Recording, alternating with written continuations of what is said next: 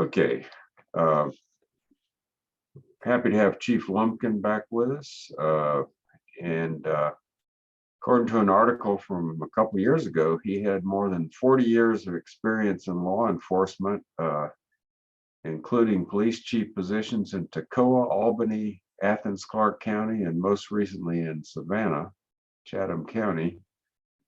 And he was at that time on the board of directors of the International Associations of Chiefs of Police. And I think I'll just highlight he was recognized as Peace Officer of the Year in 2014 and recognized by Georgia Noble in 2003 as Police Officer of the Year. I think you can correct me on that. But anyway, we're happy to have a distinguished veteran of police services with us in DeKalb County. And I think we'll just turn it over to you, Chief Lumpkin.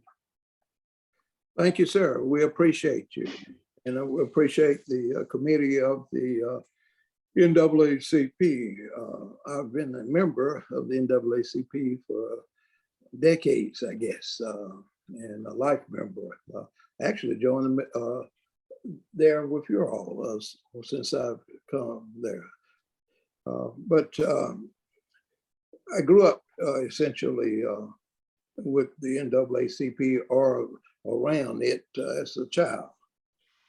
I appreciate the work that it traditionally has done, and although my bride and I, my bride wife, 53 years, we don't agree with on everything after all this time. So, you know, certainly I'm not going to agree with everything that anyone that does, but for the most part, I'm lockstep with the mindset and the attempts of the NAACP. Had some great relationships with it, with the organization in Savannah, Chatham, Albany, and Athens, Clarke. We're here to talk about, I guess, the mental health or behavioral health crisis that America is going through, and that has been in for a significant period of time. In the early 2000s in Athens, late 90s when I was chief, I ended up being chief over there for 18 years. We had actually a young lady in her early 20s that I prohibited the police cars from answering calls at that residence without a sergeant accompanying them because of behavioral health crisis that she went through. They never called the police, but the ambulance service would not respond without the police.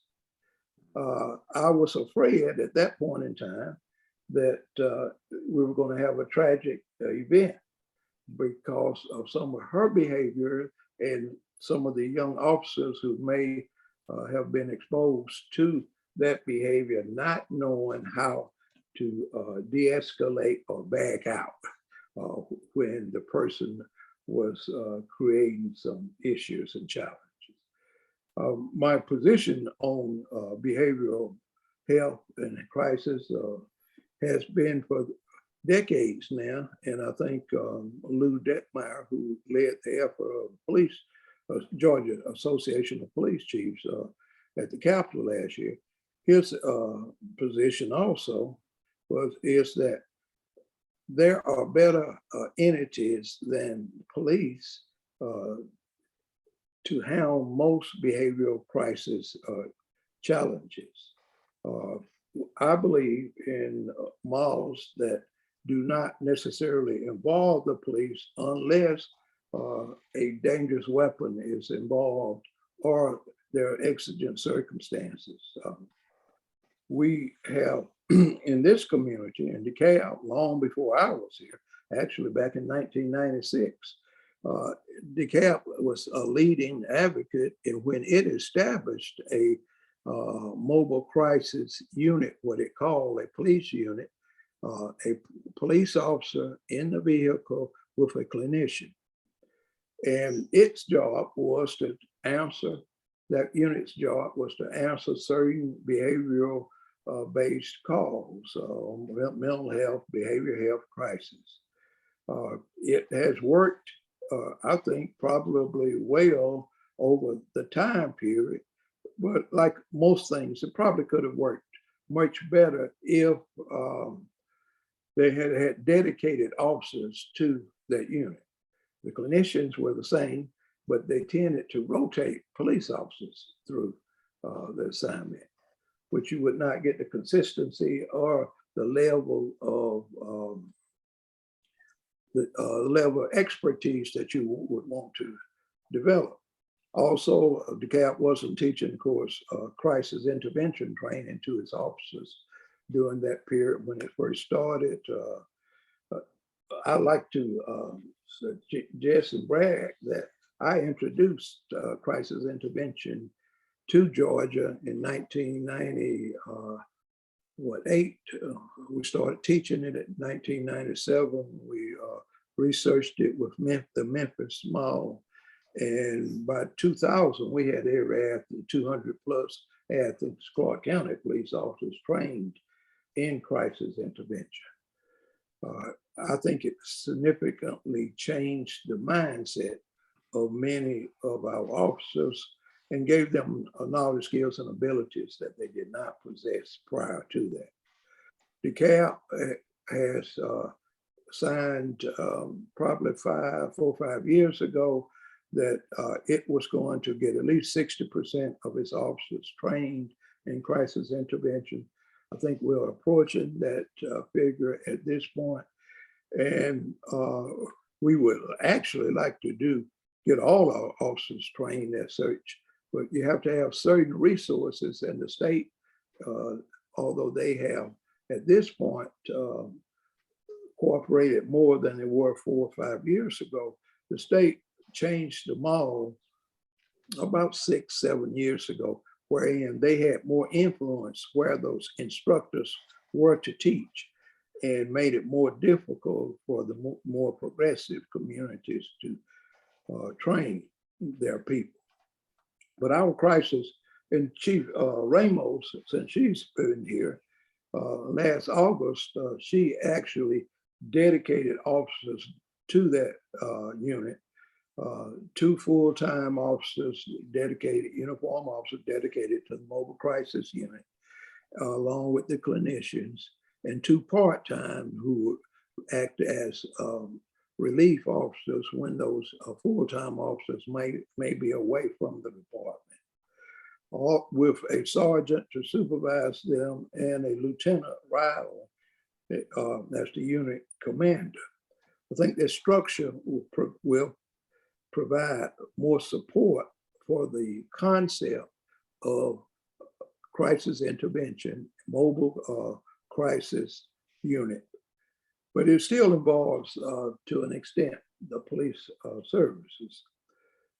One of the other things we are researching, and we've been in contact with the Community Service Board and its staff, we are researching how they desire to put a clinician within the 911 center and be able to advise officers. We certainly like the idea of the additional assistance and help, but I'm not certain that without dedicated protocols written, that we want individuals in the communication center. Many behavioral crisis alternative responses that I know of actually have a concept very similar to what we use, or most of us has used over time, the nurse number that's on our refrigerator at night. We call, so we could transfer calls into a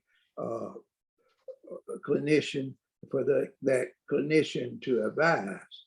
We currently do that with our ambulance service. On a certain level of calls for services, a nurse actually hounds those calls.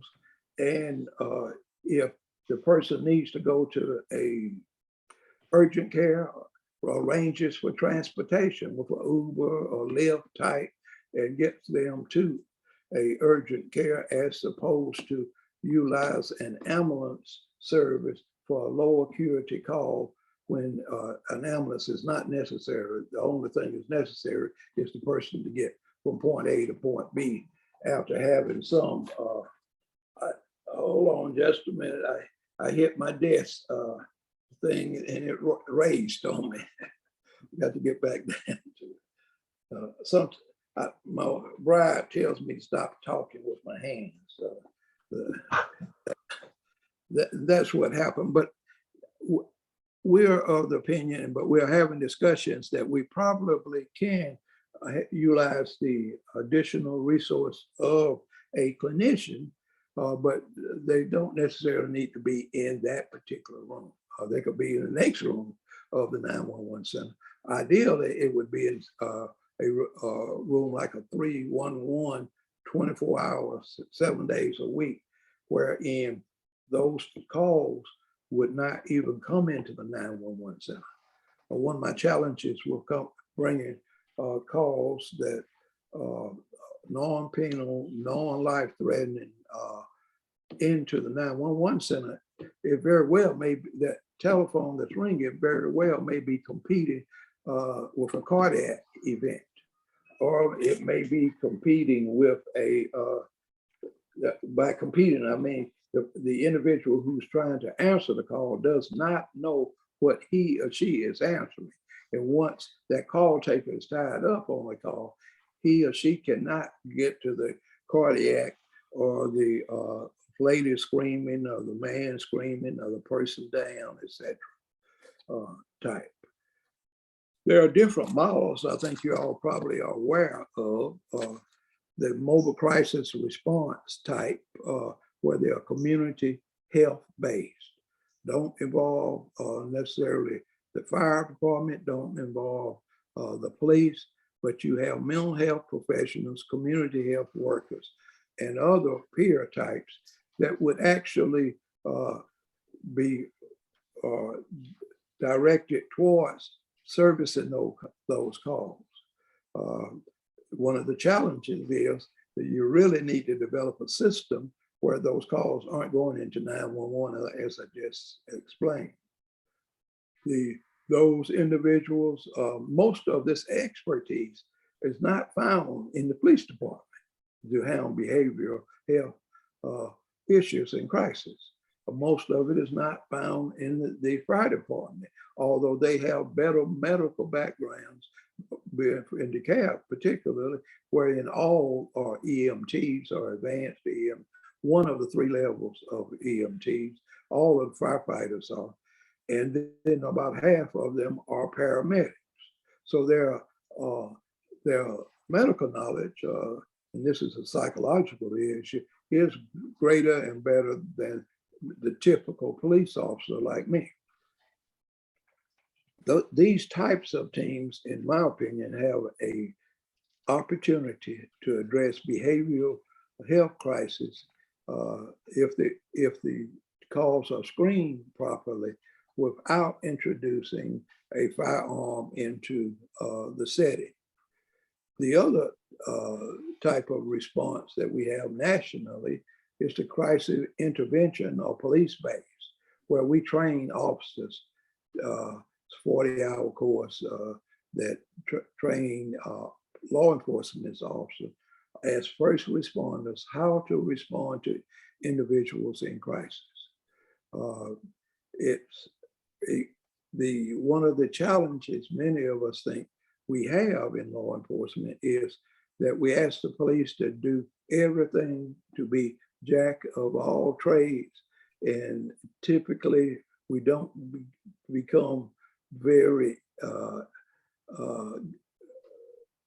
we don't become experts in any of the trades per se, because we're trying to cover this wide variety of activities and needs.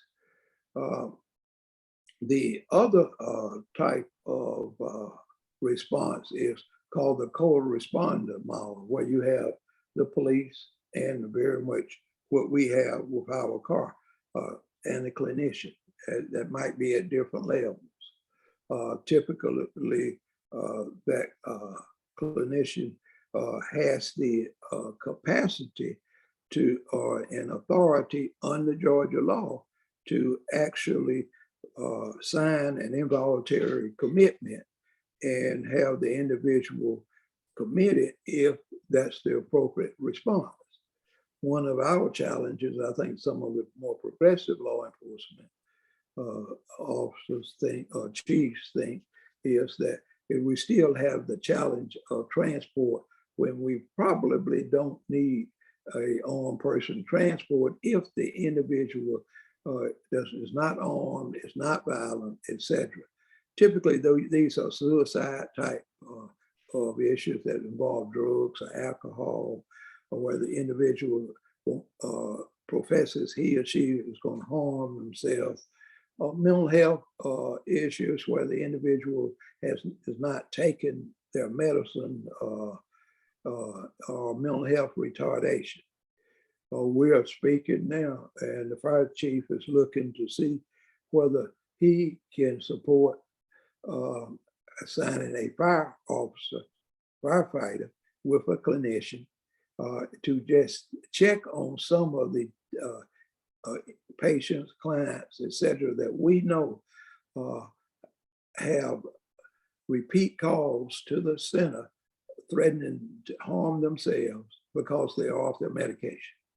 And help those individuals take their medication daily. Go around and ask, Jack Lumpkin, did you take your medication this morning? Show me, we loaded it yesterday. Let's see what it looks like today. Some people are just adverse to taking their medication on a regular basis. My bride and I are 8th grade sweetheart. We've been together since we were 12 and 13. But she doesn't like to take her medication. She doesn't like taking aspirins. So I have to make certain that she actually take her medication, or she'll forget to take it because subconsciously she doesn't want to take it. And she has this mindset that it makes her feel different. I've heard that from many clients and over the decades that I've been in police. So you have essentially 3 models. We fall within the mobile crisis unit at this point. I think what you'll see is that we'll have a referral system in the next 3 or 4 months, wherein clinicians are helping our people in the field by advising them telephonically of what can and what should be done. I think you'll see, hopefully, clinicians being able to direct Ubers and other types to take folks to where they might need to go. One of the challenges in Georgia, the systems I know, many of the clients, their services is paid with Medicaid. We have a big gap in Medicaid in Georgia. And many of the people that we service, unfortunately, don't have those funds. The Community Service Board is interested in providing additional resources. I think they will probably go towards communications. And I think the communication center, that's the 8911 center or 311 center, and or a standalone site where we can refer calls to it. Also, I think that I believe that the fire department will be interested in pairing up a clinician and a firefighter to check on certain situations in the community that Community Service Board and others know exist, and that we can be preventative in our work as opposed to reactive, by being preventative, getting those individuals to take their medication and service before a crisis actually occurs. That will never eliminate all the police response, because some people tend to be armed, and some people are suffering from a mental retardation issue or an addictive issue where they are or acting in a manner that's threatening to the others and themselves, and they have to be restrained at times. That's where I think the state of DeKalb's behavioral health crisis is today, the mental health.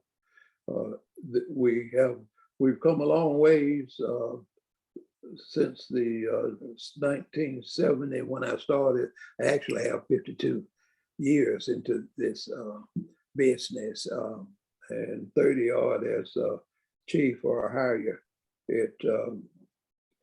But we still have a long ways to go.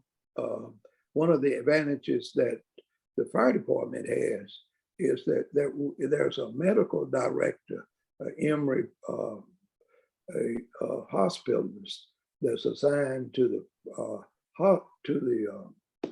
fire department as their medical director for EMS and paramedic services. And we certainly could branch, I believe, off with an additional contract to help that person teach us how to engage the community service board and their resources and how our people would perform in the field. That's my impressions of where we are. I'll answer any questions that you all might have for me. Okay, first I welcome Chartel, and I did get a note from Ladarius Heath. He said he had some kind of family emergency he had to attend to. He was sorry he had to leave, but anyway. Chartel, you might have some questions since you missed most of it, but did you have something in particular you were looking to hear, and we could either make sure that happened already? Excuse me, Bert, you know, I have a way of running people off. Oh no, thank you, Director Lumpkin, for coming back and giving us more information. We definitely appreciate it. I'm not sure if you all have talked about it, but just really looking for, I think President Hammond asked at the last meeting some policy work we could possibly be doing to help. But I think I came in on the tail end of you explaining what we can do maybe more on the grassroots level, getting the community engaged, informing maybe other agencies what we're trying to do and working with them. Did I capture all of that right? Yes, like most initiatives, if they're going to be successful, it's got to be a shared responsibility between the government officials and the citizens who are activists and who want to help us develop policy. And the reason we exist is, of course, to provide service to the citizen. The police, what my position is, and I think most progressive folks' position is that the police are not experts in behavioral health crisis. Right. So we need to partner with experts in those. I said earlier that for years we taught people to call 911 and we'll come fast. Now cell phones overloaded 911. We get 10 calls on the same accident, or if it's on the interstate, we get 40. Plane goes down, we get 200 calls. No way to answer those. Same thing with actually dealing with certain calls for service. Let the police handle it, let the fire service handle it, because they're there 24/7. Well, we're jack of all trades, but we're not necessarily experts in those things that are critical incidents. And behavioral health clinicians are. And somewhere between the mobile crisis intervention, corresponder models, we need to be in terms of what our community desires. Our idea of mobile crisis response, where we have more citizen-based and that we have the police mobile crisis unit to handle those incidents where the people may be armed or violent.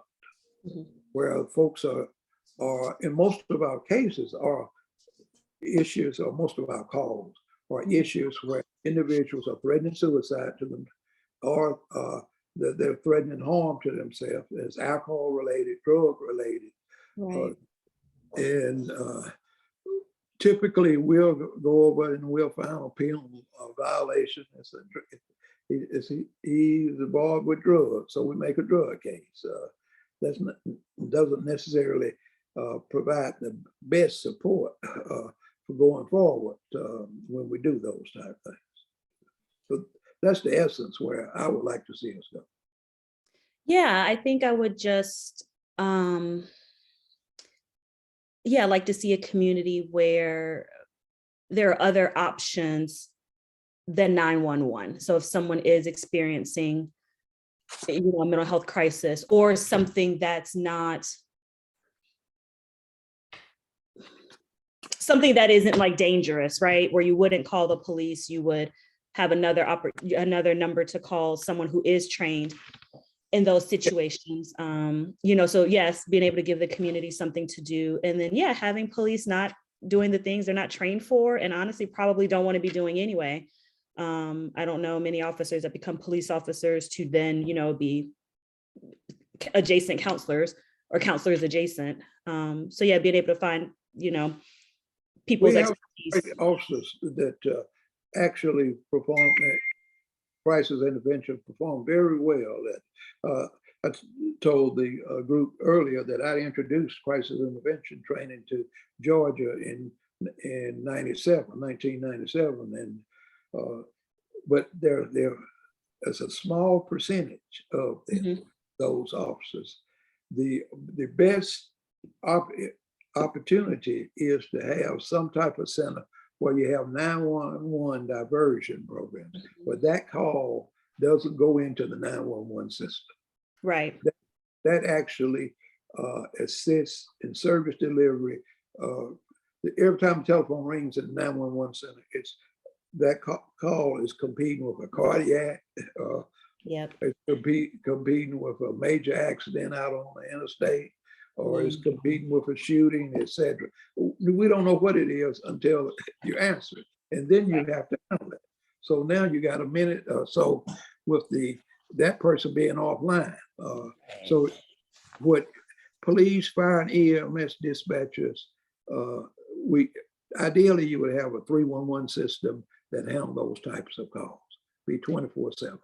Does DeKalb have one? I think one of our committee members mentioned that we do, but I had trouble kind of finding that information or to see or to know it's inactive. We have a 311 system, but it's limited in terms of it's a day shift type of activity. It's limited to what? A day shift. Oh, I see. Yeah. Okay. Not now, a right, but it's not 24/7. Is that a number where residents call for like mental health concerns or non-police matters? Not at this point, no.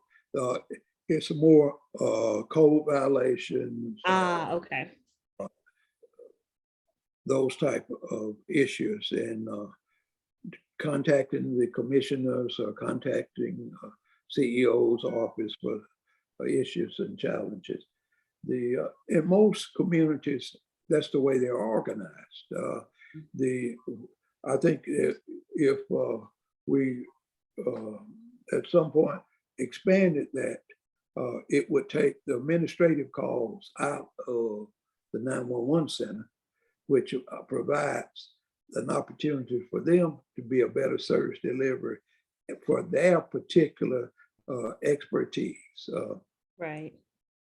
So you think the call shouldn't come in at all, that 311 should be built out to handle these certain level response calls? Certain level of calls. Okay. Yeah, I think that's great. And it starts with connecting with commissioners, you mentioned. I guess who would be our point of contact to kind of have this conversation and get started? I think I'll let me, but follow my lead. I'm going to present it in the budget for this coming year. Okay. 311, and then y'all can advocate that if you so desire, that it becomes a 24/7 type in order to relieve the calls from the 911 center and stop some of the callbacks that come into the 911 center. Okay. And how do we partner with you on that? We'd love to help you. I would love to help you do that and support. Okay, you sent me the email, then y'all send me my telephone number. Okay. Yes, I was the one emailing you. Mhm. Yeah. Okay, perfect. Yeah, we'd love to be a part of that. So that, I don't know, I'll find the email. It disappeared. I guess it went to the calendar. Okay, gotcha. Oh, I can send you a follow-up email with my Please. contact information. Yes. Okay. I'll send you my cell number. That would be great. Okay, yeah, we'll absolutely follow your lead, and you let us know how we can advocate and support. I love the educating the community part. I think, like you mentioned, 911 is so automatic. You know, if we see something, you know, it gets our adrenaline running, and 911 is the quickest thing. Come help us, right? But like you mentioned, it might not be the most appropriate resource. But then what else is there? So We taught the public that for 40 years. 911 system is based on landline. The idea, it was never designed to support cell. cell phone. Everyone that can do it all the time. Mm-hmm. Yeah, because when you call from a landline, they can pinpoint you exactly, but cell phones, it's harder to do that, right? It's more difficult to do it. We have what's called SOS. We can pinpoint. If you call 911 and you can't speak ill or somebody, we can find that phone with about 50 feet. Okay.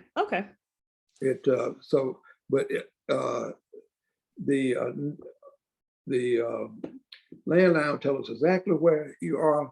The challenge with look at the number of cell phones in comparison with what we did have as landlines. We typically have a landline in a home. There might be 4 people in the home. My younger daughter with a 11-year-old and a 14-year-old, and her and her husband, all 4 of them got a telephone. Mm-hmm. So, yeah. 4 calls instead of 1. Mm-hmm. That's a good point. Mm-hmm. That's a good point. If we wanted to just kind of do more research on the types of calls that are coming through DeKalb County from 911 or to 911, do we request those records through you, the sheriff's office, or how would we get that information? The 911 system is actually answers to me. It's the E911 DeKalb communication. Yes, through me. Okay, gotcha. Okay, I'm just curious to the types of calls that are coming through. I think that would help us be more specific and when we think about interventions and things. People are calling. We have taught not only in DeKalb, nationally, we have taught people to use 911, and we're thinking currently of some type of communication initiative to try to re-educate people and not use 911. Right. Or use it for those situations where it's appropriate. It's appropriate. You'll see hopefully something this week, speaking of that's going out to some of the facilities that make transfers from one hospital to another, or from a nursing home to another. They're calling 911 now to get an ambulance to transfer, and which is inappropriate. They have contracts, but they can't get the service done type. It's that we're going to try to educate them, stop calling 911 for that particular purpose. Mm-hmm. What would be the alternative? They actually get their contract to work. They have contract with services, but currently the EMTs are not in just DeKalb, but nationally, paramedics, ambulance services, they are in crisis in terms of staffing. Gotcha. Yeah. I can imagine. Police was in crisis with staffing since around 2014. And then Right. the pandemic hit us, and I don't know what you call it now, beyond crisis. Life. Mhm. Most places now are at least 10 to 15% vacant. Or even the fire department, which traditionally had a very low vacancy rate. People are thinking that we could open up a fire class application, and within 30 days, we will have hundreds of applications. That's not the case anymore.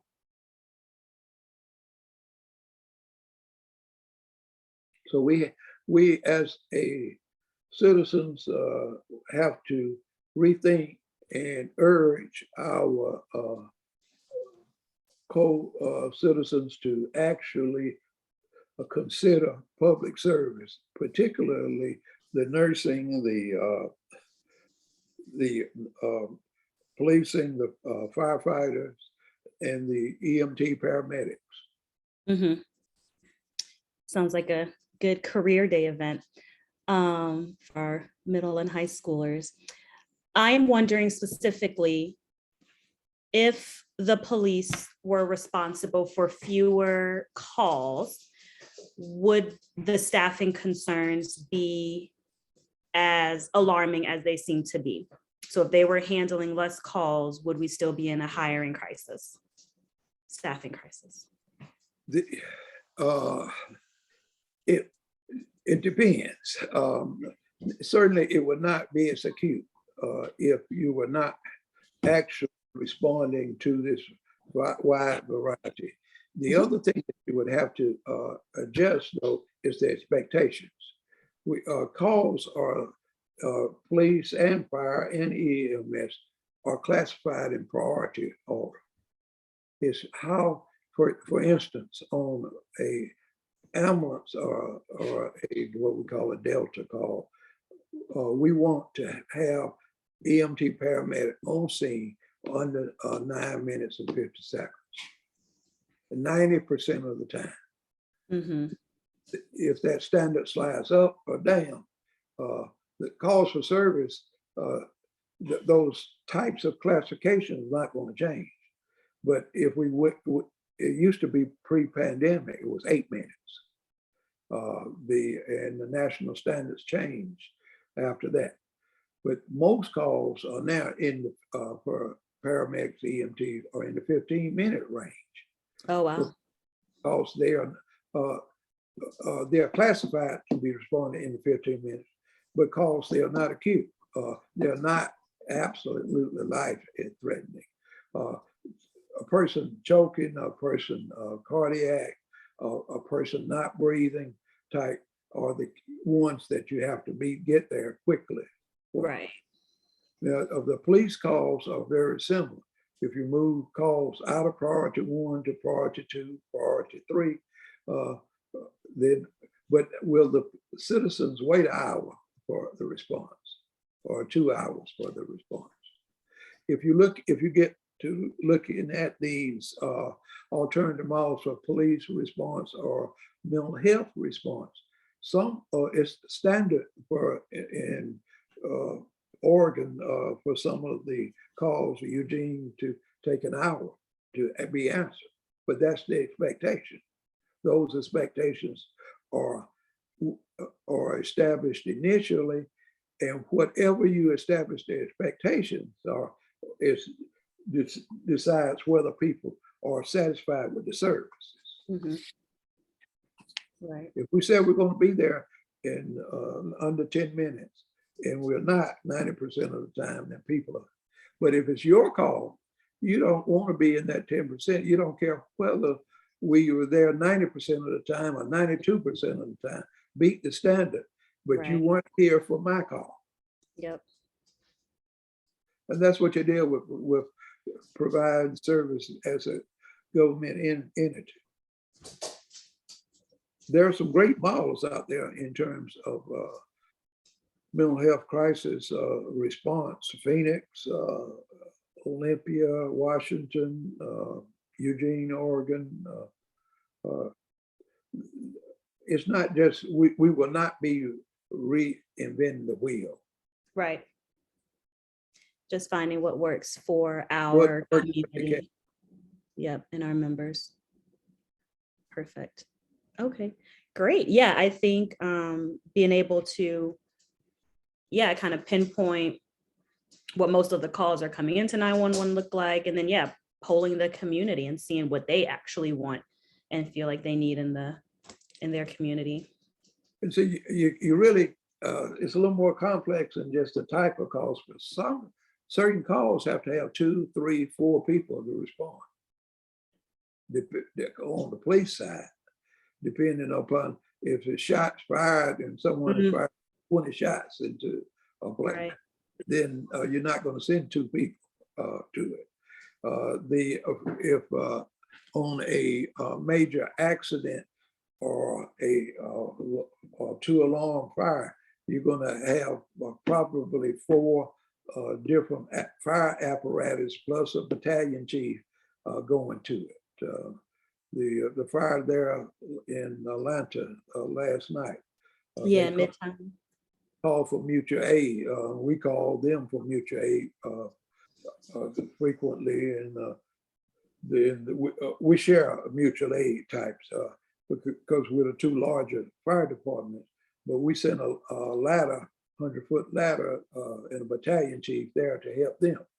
And when we're fighting a major fire, they will come in and stand by at our fire station. So if something else occurs in that fire zone, we will not have an inordinate length of response, and the fire is out of control before you get there. So it's a little more complex than just looking at the call. It's what assets does that call have to have on a normal basis? Right, because if a call is coming in for a 4-car pileup, that would require a different response than if someone's calling for loitering or for screaming outside of a business or something like that. A 4-car pileup on the interstate is going to take 2 fire units. One, they're EMTs. That's what the EMTs and paramedics, they're going to be there before the ambulance. And typically it's going to be 2 units going to that. One to block the highway to keep us from losing another officer, as we did last year, that was hit and killed. And sometimes we're impatient about the fire blocking the highway, but that's the only safe way to do it on those. And then you got to have a police response, and you got to have an ambulance response. I would say, used to say that on an aggravated assault or murder, it took me at least 14 police officers to clean the situation up. Yeah, but see, that's the call that would go right to 911. Correct. So that, the officers are responding to that with the level of intervention needed. And then a loitering call, public lewdness, someone being unhoused will be filtered through this 311 system and won't ever make it to 911. Correct. Correct. Yeah, and so that's why I'm really glad that you're going to present this. It's really important. We have to, as and have said, have different levels of response and intervention, but it has to be appropriate as well. We don't want to overburden our public service employees because they're doing a lot already. We don't want their response times to increase because they're fielding, calls from someone who's just annoyed that someone is playing loud music or that there's someone walking around, kind of talking to themselves. Yes, excuse me. Some of those get into community values, and others that community establishes the expectations through their elected representatives. Yeah. We being the practitioners can advise why the national systems look like this, but ultimately you have to localize it. Right. Yeah. Going to community meetings, council, speaking to commissioners, things like that, right? active, that engagement. Yes. And you have, and the more people involved, the better in the thought process, typically the better opportunities and alternatives you would develop. Mm-hmm. Yeah, thank you for having this conversation with us. I'm passionate about transforming the way we use police officers and respond to mental health conditions and community social ills. So I really do appreciate this more in-depth conversation. Before you came on, I told a story about called in Athens in the early 2000s. We had a young lady that suffered behavioral health crisis frequently, and I actually prohibited police officers below the rank of sergeant from responding without a sergeant. I wanted a senior person there because I was afraid we're going to have a tragic incident. We did. The mother did not call. The young lady was in her 20s. The mother never called for the police, but the ambulance service would not respond without the police. We can have these ideas, but until we change some cultures within the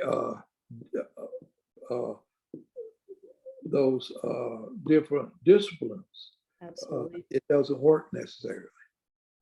I started right after Miranda, and 10 years later of the Miranda decision, some people are still trying to teach the police to give Miranda and do it properly. Oh, goodness. Oh, goodness. Yeah. Because people don't like change. And if they don't like what they think the end result will be, then they resist. And they resist overtly and covertly. That's absolutely true. It's more difficult to change the covert resistance. Yep. Because they always come up with an excuse. Always.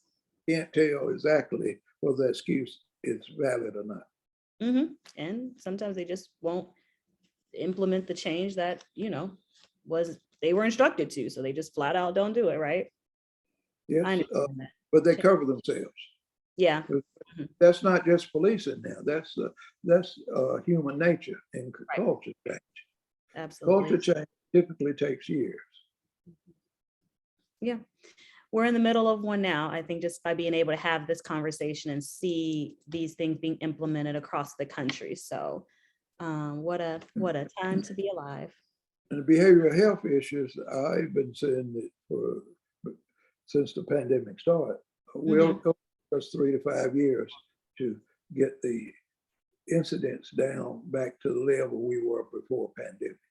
Everyone is feeling the stress, whether they realize it or not. Absolutely. We started using psychological services in Athens in the 80s when it was a curse word that cops didn't want to go. Or in 94, when the great flood of Georgia hit in Albany, I sent the command staff to psychological services and told the line people, go to counseling. I can't help you if you won't help yourself. I've been, now you go too. Yeah. And sometimes you have to lead from the front like that, go to the psychological service yourself, where it takes the stigma off of it. And because cops have the mindset, and the fire and the EMTs, if you use psychological service, it's going to be a negative and you won't be promoted. Yeah. Yep. So changing even that culture, right? That way of thinking. As a mental health professional, I think across my 5 years in private practice, I might have had one first responder, and I think he was a firefighter, so not even a police officer. So the stigma is absolutely there. I have 2 questions. I apologize for my ignorance.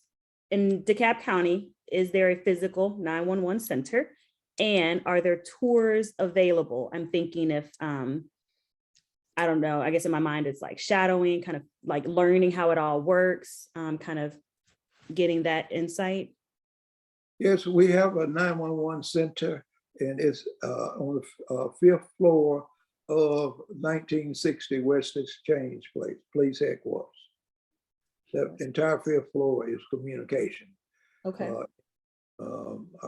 We have an emergency management room there also, but it's that training area, the staff in the area. Technically, the buildings are still closed per se. We're not, we can probably arrange for a small group of y'all to actually tour it. I don't know about the shattering. They, during the pandemic, the height of the pandemic, they didn't want any one of us coming in there. Gotcha. Because it's a closed area, and it's the No, challenge is if we lose them, no one else can do that job. yeah, I hear that. The emergency medical dispatch that's a weak course, and I can't answer telephone because I might get a emergency medical call. What to do with the police side of it, but I'm not allowed to mess up there. I got the CEO calling. Hold on, please, and I got to put you on mute. Okay. Yes, sir, Mr. CEO. Let me get mute. And I don't know if we can. There we go.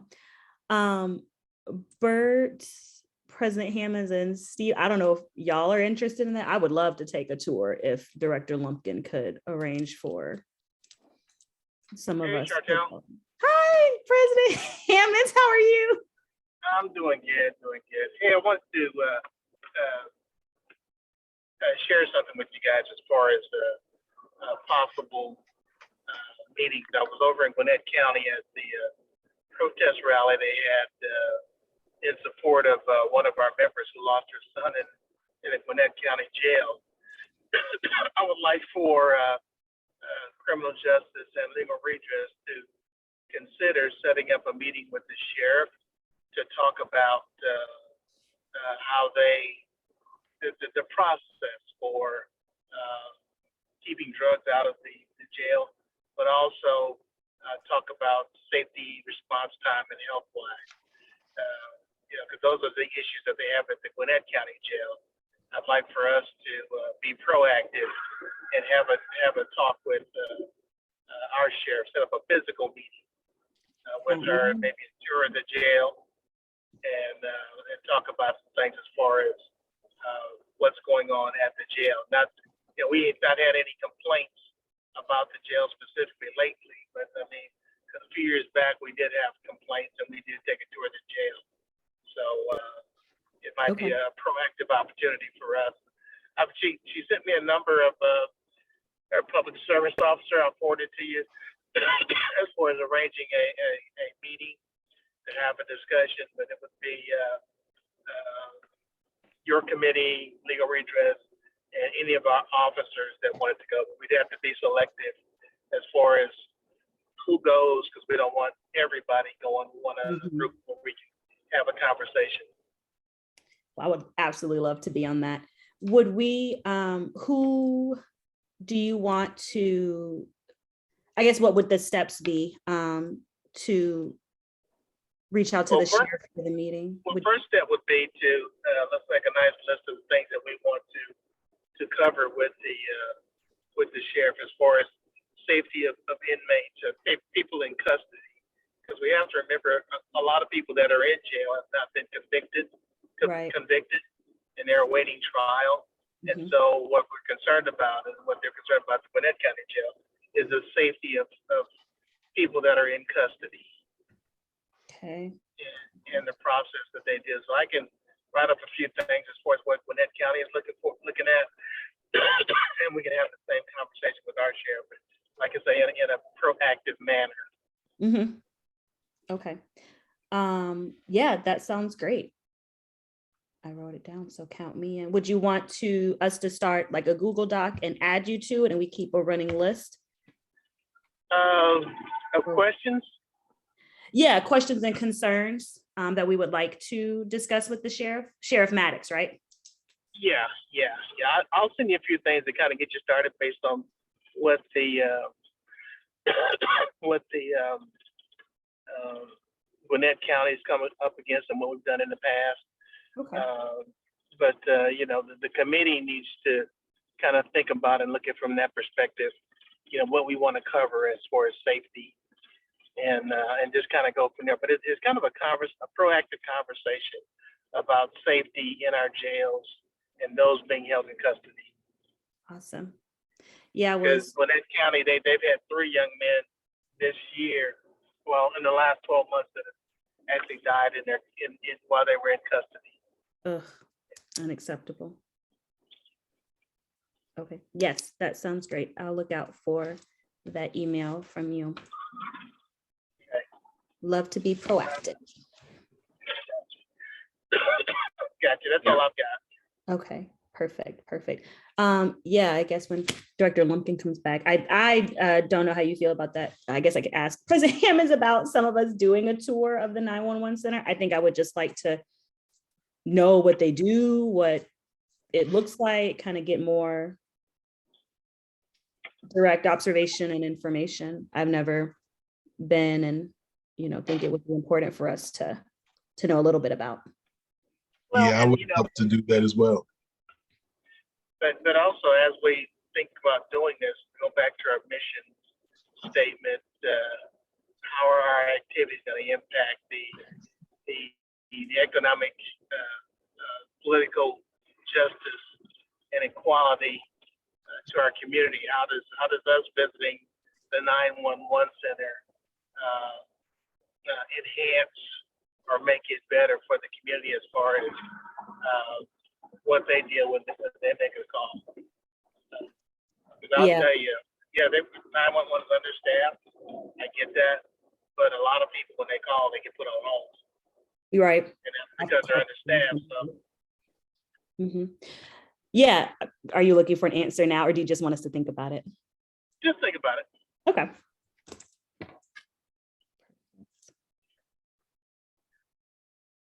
Welcome back. There we are. Hello, Director Lumpkin. Yeah, I apologize, but when he calls, you have to answer. Sure. Well, we might be at a point to wrap things up here. Steve, did you have anything, or President Hammonds, did you have anything else? Good. Just want to thank Director Lumpkin for joining us and sharing that good information, and we'll definitely share that with the community. Okay. Absolutely. Thank you. And I need to send you all a check. We'll accept. Pardon? I said we will accept. Yes. My good county chairman, when I was in Savannah, Chatham, he was the president of the NAACP at that time. He would always accept the check. We won't turn it down. Thank you again for coming. We are looking forward to working with you and continuing our relationship with you. Send me, I'll send you the telephone number, and we'll try to work to change that, because I'm not certain I have the support I need, and maybe y'all can push us across the goal line. You know how the running back gets stopped in the 6-inch line, and the lineman ram them on into the end zone. There you go. Yep, we can be that for you. We'll try to use legal blocking procedures. Yeah. As long as you stay high, it's fine. Yeah. There you go. You just can't go at the legs. Yeah. Hey, Director Lumpkin, when you to get more help with mental health or whatever for the police department, would you be asking for more funding? And if it's more funding, which one of the committees would that go through? If we were presenting, it would go through ERPS, Okay. Employee Relations and Public Safety, and there would be minimum funding, I believe, but I don't think it's, we're talking about significant money. But for fire service, what you're speaking of is a vehicle, one person, and the clinician. I believe Community Service Board very well may provide us that clinician. If we, so we would not be talking about it, but probably $100,000 thereabouts. Okay. But would it be helpful if this committee would to put together a letter of support saying that we think it's a great idea to have a mental health person riding along with us or being available for that type of call? Or is everybody aware of it and they think they're going to do it anyway? Yes, I think that very well would be helpful. And let me, when I talked with Ms. Hawkins, she sent me that email. I'll give you some points where I think we're going in terms of with it, and I'm certain that the fire chief is still on board, because I think the first unit that we put out there really ought to be a fire person with a clinician, and they're going around checking on those individuals that Community Service Board say are not taking the medication, and that at times they are acting out towards themselves, and we stabilize them. Okay. So Chantel, if you could grab those salient points from Director Lumpkin that we can put into a position paper or a letter of support for this effort, and then we can get that to the IRBS committee, the Board of Commissioners, and share that position with the community. Absolutely. I can just budget time. See, they're just about to adopt the mid-year budget.